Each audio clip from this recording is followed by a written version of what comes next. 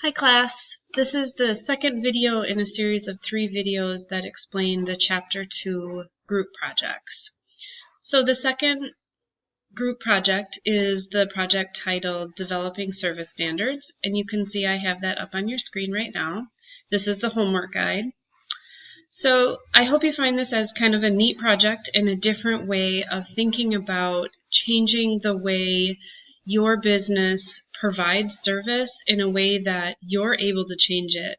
Meaning sometimes we read about or we go to a seminar that tells us how to be a better customer service provider, but we often run into roadblocks with the tools that we have at hand or the policies that our company has developed. This is kind of a way to think outside the box and come up with ways in which you can improve the service by thinking about your end goal and what the actual process that your customers go through to receive service at your company. So the first thing that you need to do is open up the Developing Service Standards article in Blackboard under the Developing Service Standards group project. You'll need to read that over pretty carefully, but I want to explain what this article means and what you should get out of it. So the article uses a hotel, checking into a hotel or your hotel stay as an example of what to do.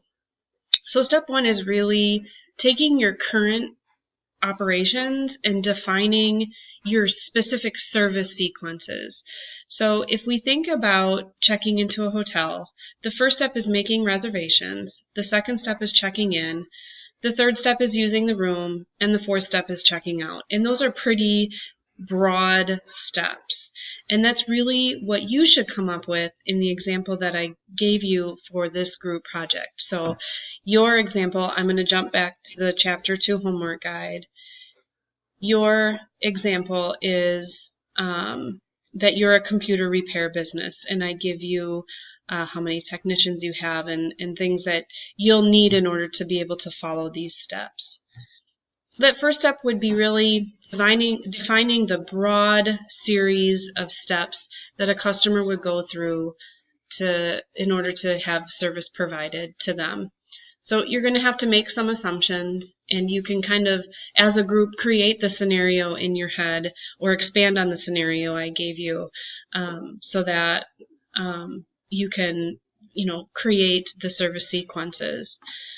So then you're going to open up the service sequences form, also located under the same part of Blackboard. So it's under the assignments folder in Chapter 2, under the Developing Service Standards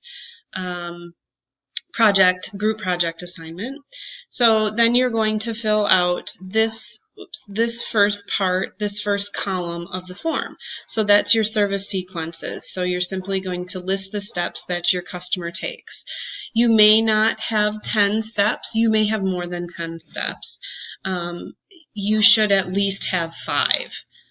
If you have fewer than 5, then you're probably missing some of the main steps.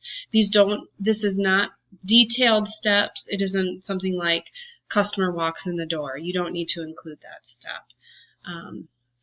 All right, so I'm going to jump back to the article. Step 2 is mapping out your steps. So really, you're going to take one of these major steps and you're going to figure out which one would be best to have a process improvement on. So let's talk about the check-in process in this example, and that's the area that this particular article chose to expand upon and probably make better. So the check-in sequence is the specific sequence where you're going to map out the exact steps that someone takes in order to check in. So here you can see it gets much more detailed than the first sequencing steps. Guest approaches the front desk, they ask for the guest name, they get the reservation, hopefully. They take a payment, and then you're given room key and directions to the elevator. So perhaps on a survey you've gotten feedback that this process is cumbersome for the customer, or they don't like it in some way. It takes too long, whatever it might be. But your customers have not valued this interaction and they want it to be better. So that's kind of why you do the survey assignment and then you do this assignment, because normally you're making something better because feedback has been provided to you that something needs to change and something needs to be better. So then I'm going to go over to your form. So you're going to take one of the steps that you've created in step 1 or that you found in step 1, and you're going to map out that area of improvement. You're going to list the very specific steps that the customer takes in order to complete it currently with that specific area of improvement. So if you chose something like checking in a computer, just to kind of parallel the article, then what specific steps does the customer take to check in the computer with your repair business? Are they given a tag, a piece of paper, a receipt? Do they come up to a counter? Do they call in? Do they make a reservation? You decide what those steps are going to be, and then write them down. Again, you may not have 9 steps here. You may have 10. You may have a few less than that. Again, you should at least have 5.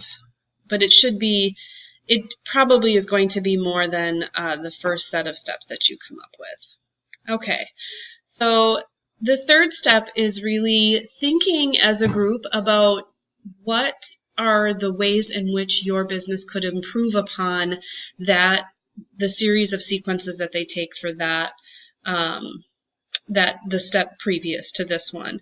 So in this article, they really talk about you could be prompt, you could be friendly, you could recognize the guest, you're going to take initiative, so offering them a wake-up call, or what breakfast will be in the morning, or if they look like they're hungry, where possible dinner spots could be, or something like that. So things like that can be service enhancers. You can also come up with specific things that would increase the customer's experience in a better fashion. So instead of saying we're going to be more prompt, you're going to say we are going to install a kiosk where they can check in themselves, fill out a form, and a key drops through for them to avoid waiting in line. Or we're going to pay a company to build an app, or use an existing app where they can check in on their phone. Something like that. So you could enhance their experience with things that are listed, or by very tangible things that you can create and add to their experience. So once again, I'm going to go over to the form, and you're going to list your experience enhancers. And those are just things that you're going to do. It isn't creating the steps again. It's listing, here's how we're going to be more friendly. Here's how we're going to be more prompt. And you need specific ways in which you're going to have better customer service in the area that you feel needs an improvement, or you're going to list the specific item or thing that you're going to put in place to make it better, like a kiosk or something like that. And then in step 4, I'm going to stay on this form. It's also listed in the article. But step 4 is rearranging your standards again. So step 4 and step 2 should mirror each other in that they should be the same, only step 4 contains the new experience that the customer is going to take. So I'm going to go back to the article so we can come back. Actually, it ends here.